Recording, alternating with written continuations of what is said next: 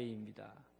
대략 85년경에 있었던 회의인데요. 이 회의가 굉장히 중요한 것을 결정하게 돼요.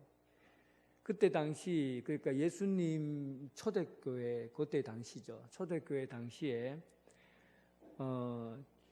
예수 믿는 사람들이 대부분 유대인들이었어요. 그런데 유대인들은 회당에도 나오고 그 다음에 예수도 믿고 이런 이제 유대인이면서 예수를 믿는 사람들이 꽤 많았죠. 그런데 이들이 예수 믿는 사람, 나사렛 예수당을 출교하기로 결정을 한 거예요. 그래서 그들이 세 가지를 선포합니다. 뭐라고 선포했냐면, 첫 번째는 예배 시간에 저주의 기도를 하게 했습니다. 그러니까 예수 믿는 사람을 저주하는 거죠. 나사렛 사람들과 이교자들은 곧 멸망할지어다. 그리고 그들은 생명책에서 지워지고 의인들의 반열에 들지 못하리다. 이렇게 예배 시간마다 우리 성경을 교독하듯이 예배 시간마다 저주의 기도를 선포하는 거예요. 그리고 두 번째는 예수님을 주님으로 고백하는 이들은 유다교에서 해당에서 추방하고, 또 복음 전하는 이들을 체포하고 처형한다. 굉장히 무섭죠. 유대인들에게 예수 믿으라고 하면 잡아갖고 처형을 시켜버린다는 거예요. 세 번째 결정은 해당에서 추방된 이들에게 물건을 사서는 안 되며 상업적인 활동을 전혀 못하게 한 겁니다. 그리고 자녀들을 학교에 보내도 받아주지 말 것을 당부했습니다. 그러니까 지금은 이해할 수 없는 이야기지만 유대인들 입장에서는 강력한 조치를 취한 겁니다. 예수를 믿는다고 하면 출교를 시켜버려요. 출교는 여러분 간단하게 생각할 문제가 아닙니다. 생활 터전을 다 잃어버려요. 장사를 해도 먹고 살 길이 없고 아이들을 학교도 못 보내고 또 사람들이 왕따 시켜버리니까 이웃과의 관계도 깨어져요. 그러니까 못 사는 거예요. 예수 믿으면 못 살게 만드는 거죠. 그런데 오늘 이 본문은 그러한 것을 배경으로 오늘 본문을 이해해야만이 제대로 본문을 알 수가 있어요.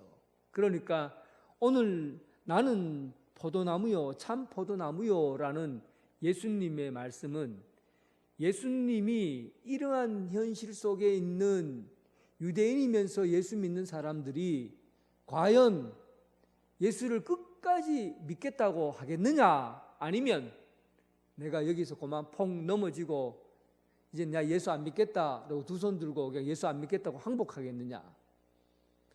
그렇다면 오늘 말씀을 한번 똑바로 들어보라는 거예요.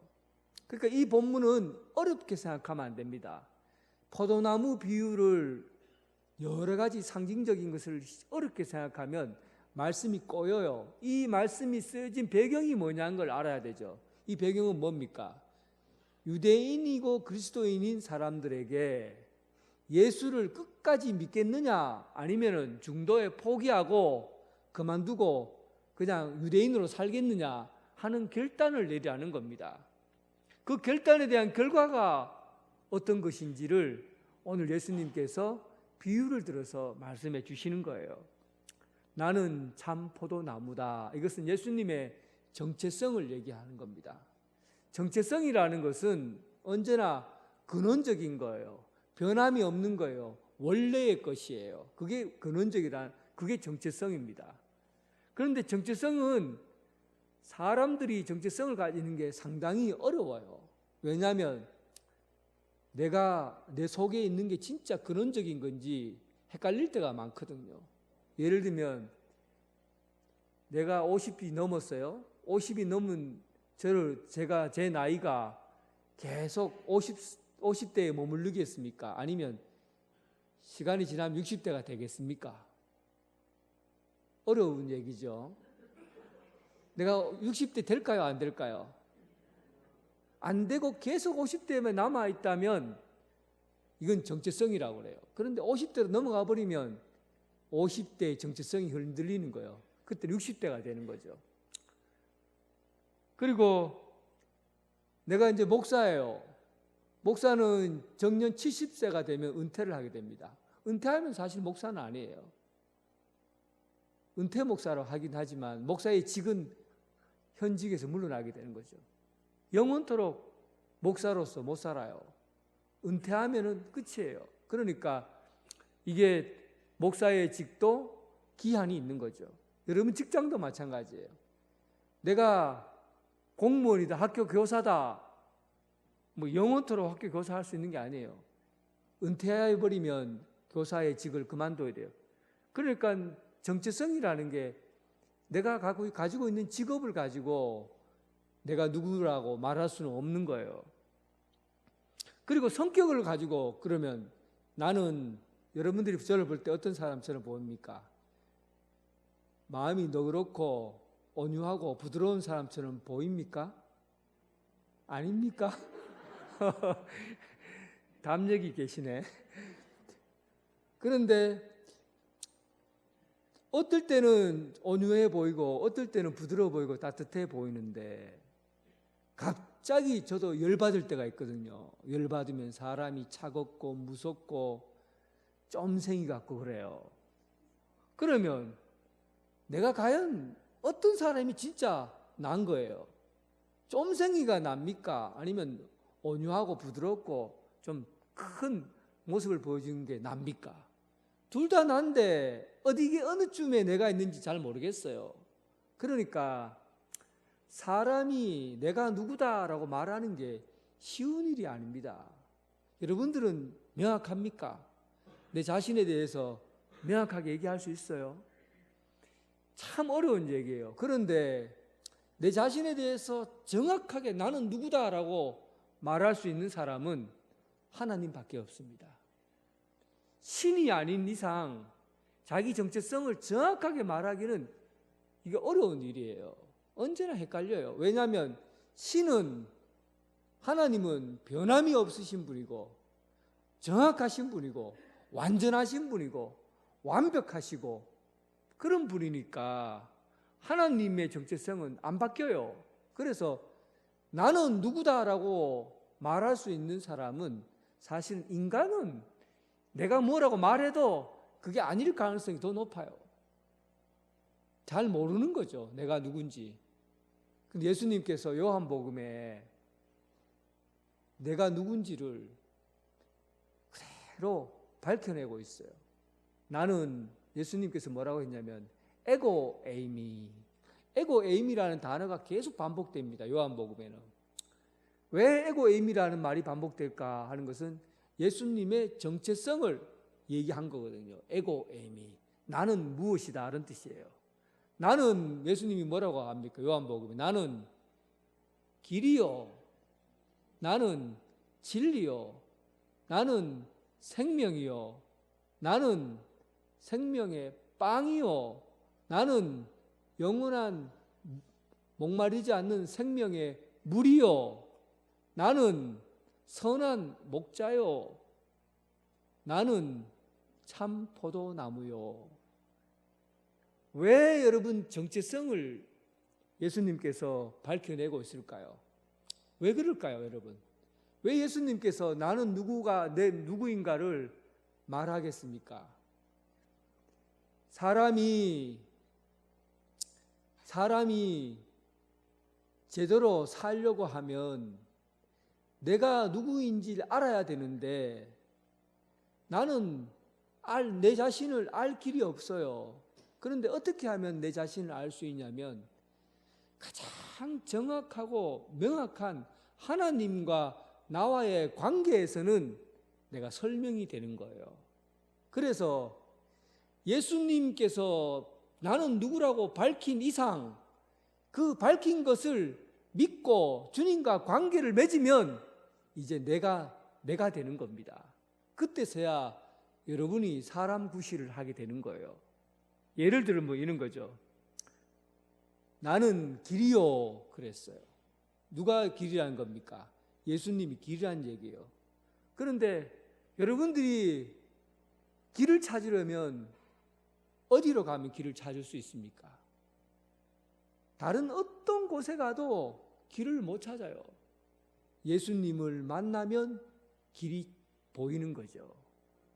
예수님이 길이니까 예수님 이외에는 길을 못 찾는다는 얘기예요. 그래서 여러분들이 길 위에 서려면 예수님을 만나야 길 위에 설 수 있는 겁니다. 그러니까 예수님이 누구라는 것이 우리 인생이 얼마나 중요한지 밝혀내는 거죠. 나는 생명의 빵이요 그래요. 우리가 이 세상에서 먹는 밥은 먹으면 먹을수록 삽니까 죽습니까? 먹으면 먹을수록 살 것 같죠. 빵 하나 더 먹으면 나이 한 살 더 먹어요. 2개 먹으면 나이 2살 더 먹어요. 그러면 먹으면 먹을수록 어떻게 됩니까? 나이 먹으면 살아요 죽어요? 죽잖아요. 그러니까 이 세상의 빵은 먹으면 먹을수록 사는 것 같지만 결국 죽어요. 먹고 죽는다고요. 그런데 먹고 사는 빵이 있어요. 예수님이라는 거. 예수님은 먹으면 먹을수록 생명을 누리게 되고 풍성한 생명에 이르게 돼요. 그래서 예수님을 먹는 사람은 사는 거죠. 생명이 빵이니까. 예수님은 물이에요. 우리는 막 세상 것들을 아무리 많이 가지고 내 몸에 지니고 다녀도 언제나 막 갈급해요. 돈을 막 수천만 원, 수억, 수백억 벌어도 더 벌고 싶어 해요. 갈급하기 때문에. 건강에 막 알통이 막 나오고 막 배에 왕자 새겨지고 해도 또 더 건강해지고 싶어요. 사람의 욕심은 끝이 없어요. 계속 목마른 거예요. 그런데 예수님이 우리의 생명의 물이에요. 예수님을 먹고 마시면 목마르질 않아요. 갈증이 없어져요. 이 세상의 것이 아무리 행복하다 해도 예수님만큼 행복하지는 않아요. 예수님의 말씀을 먹으면 시원한 생명의 생수와처럼 늘 내 배에서 솟아나는 생명의 생수가 살아나는 거죠. 그래서 오늘 말씀 의미가 있죠. 이 본문 말씀은 이 말씀을 하려고 얘기한 거예요. 예수님은 참 포도나무다. 참 포도나무다. 그러면 참 포도나무가 있으면 거짓 포도나무도 있겠네요. 있지요. 구약시대 때 예수님께서 포도나무를 누구라고 했냐면 하나님이 선택한 이스라엘을 포도나무라고 그랬어요. 그래서 하나님께서 포도나무를 이스라엘로 선택한 이유는 뭐냐면 하나님의 백성을 이 포도나무인 이스라엘을 통해서 전 세계의 인류가 하나님 믿는 백성으로 살게 하기 위해서 그들을 포도나무로 부른 거예요. 그런데 이놈의 포도나무들이 하나님을 믿지 않는 거예요. 배신하는 거예요. 우상 숭배하는 거예요. 하나님을 떠나는 거예요. 그러니까 결국은 이사야서에 보면 내가 포도나무를 심었는데 들포도나무가 열렸다는 거예요. 들포도나무는 써요. 들포도는 써요. 막 씹었고 못 먹어요. 버려야 되는 거예요. 하나님의 자녀들로 하나님의 백성들로 세워놨더니만 이들이 하나님 말씀을 따르지 않고 자기 마음대로 사니까 결국은 포도나무가 그 의미를 상실해 버린 거죠. 그래서 하나님께서 우리에게 새로운 포도나무, 진짜 포도나무를 보내신 거예요. 그래서 그 포도나무의 나뭇가지에 포도나무에 붙어 있기만 하면 영원한 생명을 얻고 구원을 얻고 하나님의 자녀로 살아갈 수 있게 되는 거죠. 근데 이 본문을 왜 여기에다 얘기를 했을까요? 뭐 때문에 이 얘기를 하는 겁니까? 이 얘기는 유대인들이 예수 믿는 사람을 추방하는 것 때문에 이 본문이 기록된 거예요. 그러니까 이 얘기를 잘 들으셔야 돼요. 뭐냐면 예수 그리스도를 자기들이 원하는 사람이 유대인들로 살아가지 않으면 자기들은 추방당하게 되고, 추방당하게 되면 일상적인 생활이 어려워지니까 육신의 몸을 입고 살아가는 삶이 어려워져요. 그래서 진짜 생명을 유지하기가 힘들어집니다. 그래도 오늘 예수님께서 이 말씀하신 나는 참 포도나무요, 내 나무에 붙어 있는 가지는 열매를 얻고 많은 열매를 얻게 될 거다, 그래 얘기해요. 이 말은 뭔 얘기입니까? 진짜 생명은 내 몸에 붙어 있어야만 생명을 얻게 되지, 내 몸에서 떨어져 나가면 그는 마른 나무 가지로 부러뜨려서 불쏘시개로 할 뿐 불에 타버리고 남아남는 게 없을 것이고 영원한 생명을 얻지 못한다는 겁니다. 결국은 우리가 알 수 있는 것은 분명한 겁니다. 우리가 영원한 생명을 얻고 진짜 살려면 예수님에게 붙어 있어야 된다는 겁니다. 이거 잊어버리시면 안 돼요. 오늘 이 얘기를 하려고 한 얘기입니다. 여러분, 예수님에게 붙어 있기를 바랍니다. 예수님 몸에서 수액을 받아들이는 포도나무 가지, 그 열매 맺는 생명의 가지가 되길 주님의 이름으로 축원합니다. 하나님 아버지, 이 세상은 예수 그리스도를 알지 못하고 이 세상 가운데 세상의 좋은 것들로 우리를 채우려고 하지만 우리는 늘 목마르고 갈증을 느끼고 배부르지 않습니다. 그러나 예수님께 붙어 있는 가지는 생명을 얻고 목마르지 않으며 영원히 배부르다는 것을 압니다.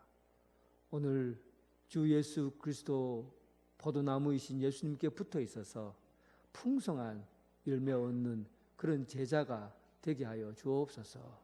예수님 이름으로 기도드립니다. 아멘.